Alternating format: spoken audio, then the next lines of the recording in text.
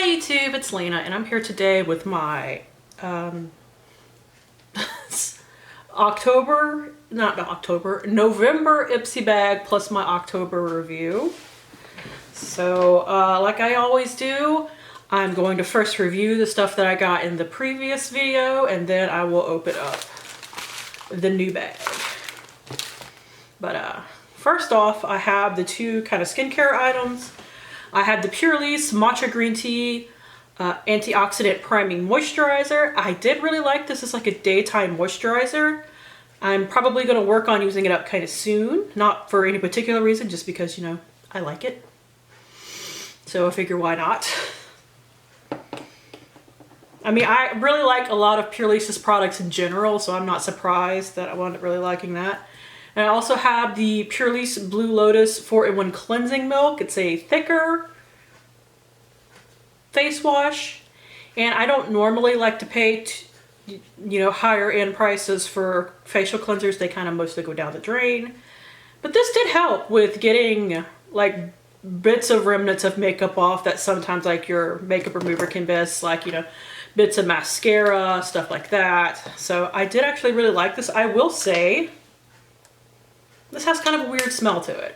Not bad, but not like anything I've really ever smelled before. I'm assuming it's Blue Lotus or whatever that is. Next is actually a powder. I received the Tarte Shape Tape Setting Powder in Translucent, and because I had a mini of it that I'd gotten previously in a kit, I decided to open up the mini because if this didn't work out for me, I wanted to be able to pass it on while it was like still sealed. I did actually wind up really liking it. It does help set me matte and keep me matte for longer, so can't hate on a good setting powder. I now have two. I'm actually going to be working on this one next year to pan so that I don't have a duplicate, but I don't mind keeping both either. Next is this little lip balm trio. It's from Dr. Lip. They are the Dr. Lip tints. I have Red Radish, elderberry, and sweet potato. I would say only the elderberry has any like real pigment that shows up once you like rub your lips together and everything. They are really moisturizing. I do really like them for that, but I don't, this is not something I'm gonna wear if I want like, you know, bold color, but that's not what it says. So I just treat these basically as lip balms. If they have a little bit of color on them, but that's not why I wear them. And finally, I have the Seraphine Botanicals Sakura and Shade Vegan Eyeshadow and Blush Palette. And I have used this, and I do like it. I will say, though, the shimmers are a little bit on the crumbly side. Like, I've only used this pink shade once, and it honestly looks kind of torn up. So I will mention that. The blushes are really pretty, both in the crease and on the face. And the shades are pretty and pigmented. Just be aware about the shimmer shades. I didn't have that issue with the matte shade, so it must be just something to do with the shimmer formula. I don't mind it, but I wanted to make mention of it because, you know, review. So out with the old, in with the new. Now, before I get into the bag itself, I actually spent a bunch of my points on something. I got the Honey Jarrett Super Beauty Mask with Rose, and I said it that way because it's like B-E-A-U-T-E-A. I haven't tried these. I spent 1,200 points on these, but you get like a full thing of masks, and half the time they don't really have much on there that I super want. So when I saw a bunch of sheet masks pop up, y'all know me, I love sheet masks. Usually when there's a sheet mask to add on to an Ipsy bag, I do. I sure did for November. Now first, it's a product that I'm not going to keep. I listed it on mysubscriptionaddiction.com. I think it's kind of an odd product, honestly. It's not something I would really use. It is the Girlactik 3-in-1 Sparkle Lip Balms in Twinkle and Periwinkle. It says apply underneath a lip gloss as a topper over your lipstick or a lip sparkle on their own. So, I don't know. They just, I have a couple of lip toppers and I basically never use them, so I'm not going to keep these. Just drop them in my swap drawer right there. Next is the Violet Voss eyeshadow palette. I think it's called Coral Pop, or that's the name of shade inside anyway, but I know it's called like Coral something because it has like the actual thing. It's based around the name of the shade. And I know some people weren't really loving this, but you know, when I swatch it, it looks really pretty. And I do like Violet Voss shades. Like I have one of her, what's it called? Well, I have one of her full-size palettes. I have the, I think it's called like the Holy Grail palette or something like that, HG palette.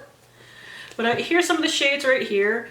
They're not like the most pigmented, but they're plenty pigmented enough. You know, I'll have to find out if they blend worth a damn or not, but it's a little small palette, but I don't mind that. That's fine by me.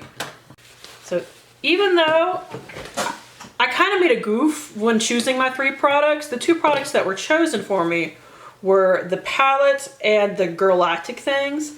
I added another lip balm like product, but since I'm not keeping the Girlactik, I guess it's fine. I chose, actually it's the same as the palette, the Seraphine Botanicals Fruit Butter Lip Mask. So it's just like an overnight lip, you know, it's an overnight lip balm, kind of like the Laneige one that everybody loves. It does smell really good. And that is like a thick swatch of it. But, you know, stuff like this people usually kind of pile on anyway. So I'm excited to try that. Next is the, what exactly is this brand called? Complex Culture, I think. Yep. And this is the Deal Closer Tinted Lip Cream in Rusty Rose. I don't have my notebook in front of me, so I'm actually having to read off of the products. So I think this is like an in-house brand for Ipsy. Normally they just do brushes, but they started to do like actual cosmetics. It smells a little bit liquid lipsticky, but not necessarily in a bad way. Even though it's not a liquid lipstick at all, but it kind of smells like one. It's just like a lip tint, and it is a pretty color. So I will try that out. But like a staining lip tint, I believe. And finally, we have the Tula Skincare Probiotics and Superfoods Face Filter Blurring and Moisturizing Primer. Now, I treat this as a primer and this as a moisturizer because I go by whatever the last word is in the statement. Like, priming moisturizer, I treat more as a moisturizer. Moisturizing primer, I treat as a primer. Makes sense? That's how I had to figure it out. So, I do think it's neat that it has this little pump. And it spit out right away. Fairly liquidy, but most moisturizing primers are. Oh, that's tinted. Holy crap, that's tinted. Whew.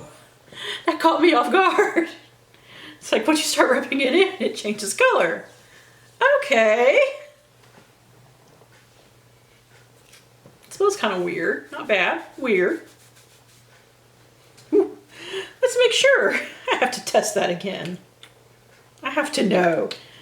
So that wasn't like picking up something off my hand, was it? Sure wasn't. Nope, it's still tinted. Oh, we're gonna have to test that. I mean, I have to test everything, but I was not aware that that had that color in it. That's gonna be interesting. Well, I thought the lip tint was staining, but I mean, I don't have any color left over from it. I'm just still amused by my reaction to that because like, whoo, I wasn't expecting that. Anyways, that is it. Thank you guys for tuning in. As always, I do really appreciate it, and hopefully I will see you later. Bye!